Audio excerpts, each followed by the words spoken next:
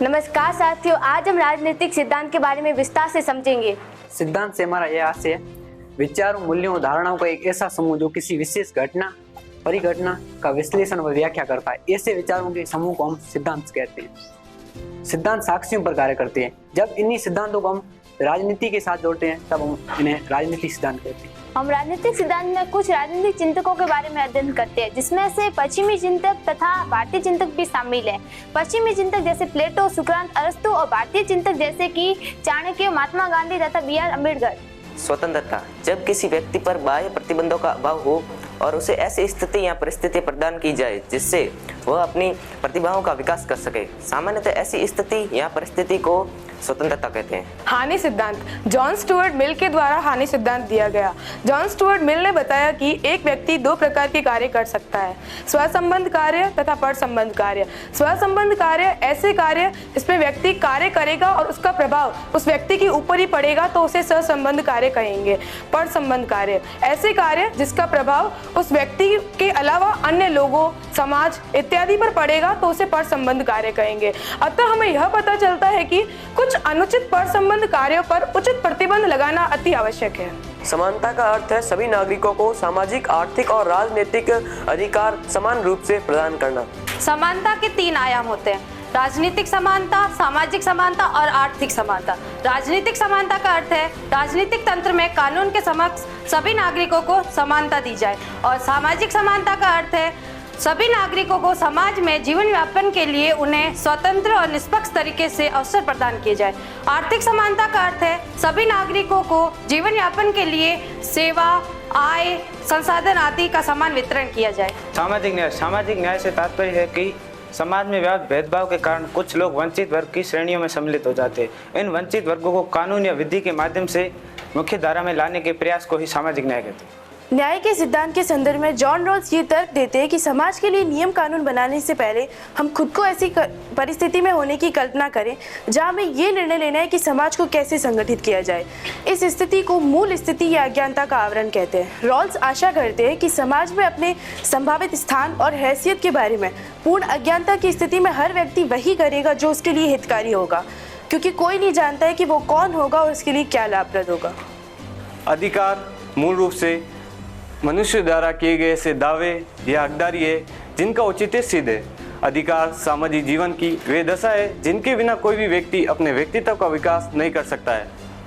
अधिकार मुख्यतः तीन प्रकार के होते हैं। पहला अधिकार प्राकृतिक अधिकार, ऐसा अधिकार जो मनुष्य को ईश्वर द्वारा प्रदान किए जाते हैं, अर्थात जन्म से ही मनुष्य को प्राप्त होते हैं, ऐसे अधिकार को प्राकृतिक अधिकार कहते हैं। दूसरा नैतिक अधिकार, ऐसा अधिकार जिनके पीछे समाज की मान्यता या दबाव हो, राज्य उसमें किसी प्रकार का हस्तक्षेप न करता हो, ऐसे अधिकारों को नैतिक अधिकार कहते हैं। तीसरा कानूनी अधिकार, ऐसे अधिकार जो मनुष्य को राज्य, सरकार या संविधान द्वारा प्रदान किए जाते हैं, इनका उल्लंघन होने पर कानून द्वारा उन्हें दंडित भी किया जाता है, ऐसे अधिकारों को कानूनी अधिकार कहते हैं। अधिकार होने का ही अधिकार नागरिकता कहलाता है। भारतीय संविधान में नागरिकता से संबंधित प्रावधानों का उल्लेख अनुच्छेद 5 से 11 और भाग 2 में किया गए हैं। भारत में जन्म, वंश परंपरा, पंजीकरण, देशीकरण और भू क्षेत्र को शामिल करके नागरिकता को हासिल कर सकते हैं। समान व पूर्ण सदस्यता के लिए संघर्ष करे वर्ग जो महसूस करते हैं कि उनकी आकांक्षाओं और ज़रूरतों का ख्याल नहीं रखा गया है, जैसे शरणार्थी, प्रवासी, शहरी गरीब एवं आदिवासी, वनवासी। नेशनलिज्म अर्थात राष्ट्रवाद, किसी राष्ट्र के लोगों द्वारा अपने राष्ट्र के प्रति त्याग, प्रेम, समर्पण व बलिदान की सर्वोच्च भावना उत्पन्न होना ही राष्ट्रवाद कहलाता है। राष्ट्रवाद की दो अवधारणाएं हैं। प्रारंभिक अवधारणा थोड़ी संकीर्ण है, जबकि आधुनिक अवधारणा विस्तीर्ण एवं समावेशी है। प्रारंभिक अवधारणा, एक ही भौगोलिक क्षेत्र में रहने वाले एक ही धर्म, जाति, समुदाय, नस्ल, भाषा के लोगों द्वारा अपने राष्ट्र के प्रति त्याग, प्रेम, रक्षा एवं बलिदान की भावना उत्पन्न होना। आधुनिक अवधारणा, एक ही भौगोलिक क्षेत्र में रहने वाले लोगों का राजनीतिक, सामाजिक एवं आर्थिक एकता का भाव उत्पन्न होना। राष्ट्र या राष्ट्रवाद का निर्माण कागजों से नहीं होता, कुछ महत्वपूर्ण तत्वों से होता है। इसके महत्वपूर्ण 4 तत्व होते हैं। साझा विश्वास, राष्ट्र विश्वास के जरिए बनते हैं। इतिहास, राष्ट्र अपने आप को इस रूप में देखते हैं कि जैसे बीते हुए अतीत के साथ साथ भविष्य को भी अपने अंदर समेटे हुए। भू क्षेत्र, बहुत सारे राष्ट्रों की पहचान खास भौगोलिक क्षेत्र से जुड़ी होती है।